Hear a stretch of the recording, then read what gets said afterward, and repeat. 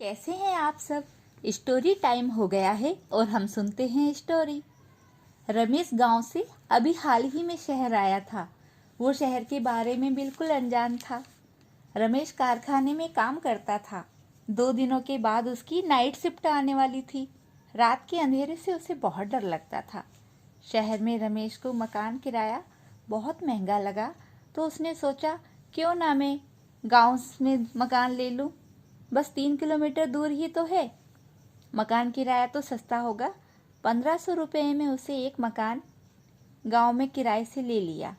क्योंकि अभी उसे कारखाने में काम करते हुए महीना नहीं हुआ था, उसके पास बहुत कम पैसे थे जो उसकी माँ ने अपनी संदूक से उसे घर से आते हुए दिए थे। माँ ने कहा था, बेटा ये रुपए कम जरूर हैं, पर इस समय यही मेरी कुल संपत्ति है। इन्हें खर्च करते समय समझदारी से काम लेना। तुम जहाँ जा रहे हो वहाँ गांव की तरह सीधे साधे लोग नहीं रहते। दूसरों का पैसा हथियाने की फिराक में रहते हैं। अपना ध्यान रखना। समझाकर रमेश को शहर भेजा था, क्योंकि वह पहली बार शहर में अकेले आ रहा था। रमेश बहुत भोला था। यह बात उसकी माँ बहुत अच्छे से जानती थी। उसके मन में किसी के लिए कोई कपट नहीं था।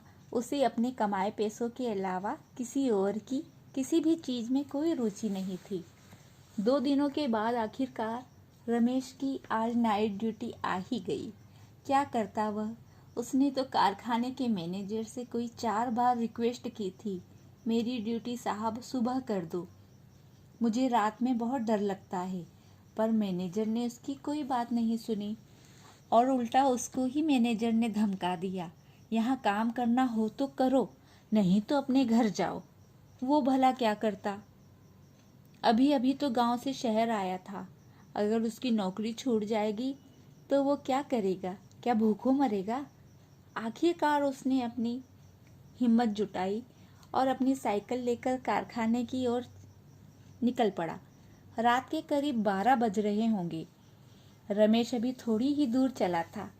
उसे एक छोटी बच्ची रास्ते में दिखाई दी।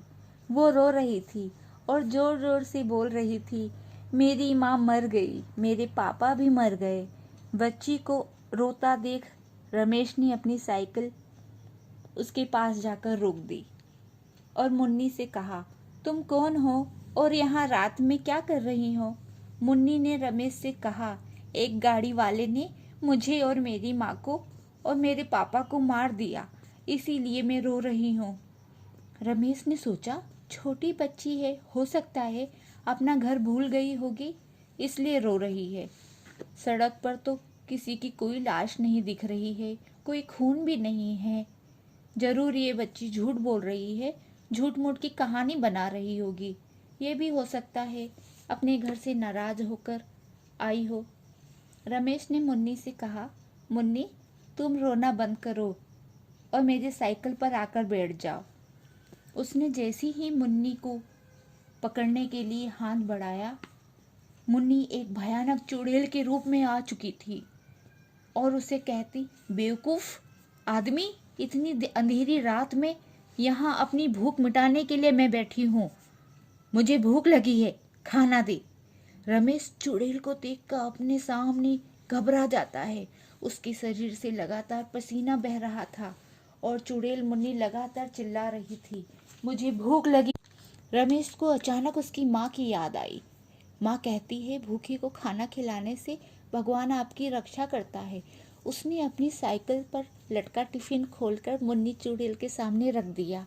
मुन्नी चुड़ैल, ये लो खाना खा लो। मुन्नी चुड़ैल खाना देखकर शांत हो गई। वह बच्ची के रूप में फिर से आ गई। उसने टिफिन का सारा खाना खा लिया और उसे शांति मिली। मुन्नी ने रमेश से कहा, मुझे मरे हुए रमेश 40 साल हो गए हैं, लेकिन मैंने कभी किसी इंसान को नहीं मारा, बस डराया है, क्योंकि कोई मुझे खाना नहीं खिलाता। तुमने मुझे खाना खिलाया है, मैं तुमसे बहुत खुश हूँ। मुन्नी चुड़ैल अपनी जादुई शक्ति से जमीन में एक गहरा गड्ढा कर देती है और रमेश को कहती है, जाओ उस गड्ढे के पास। पर रमेश डर रहा था, कहीं ये मुन्नी चुड़ैल मुझे मारकर इसी गड्ढे में ना डाल दे। मुन्नी चुड़ैल ने जोर से कहा, जाओ जल्दी जाओ गड्ढे के पास। डरो नहीं, जाओ रमेश। डरते डरते रमेश आखिर गड्ढे के पास चला ही जाता है और क्या देखता है कि वहाँ ढेर सारे सोने के सिक्के हैं। रमेश खुशी से उछल पड़ता है और मुन्नी चुड़ैल से कहता है, यह सब मेरे हैं क्या? मुन्नी चुड़ैल कहती है, हाँ, यह तुम्हारा इनाम है। मैं 40 साल से भूखी थी, तुमने मुझे खुश कर दिया। मुन्नी चुड़ैल चली जाती है। रमेश अपना बाकी का जीवन ऐसो आराम से रहता है। देखा बच्चों, कोई आपका मासूम दिल समझे ना समझे, ईश्वर तो जानता है कब किसको कितना देना है। Thanks for watching, do like and subscribe the channel.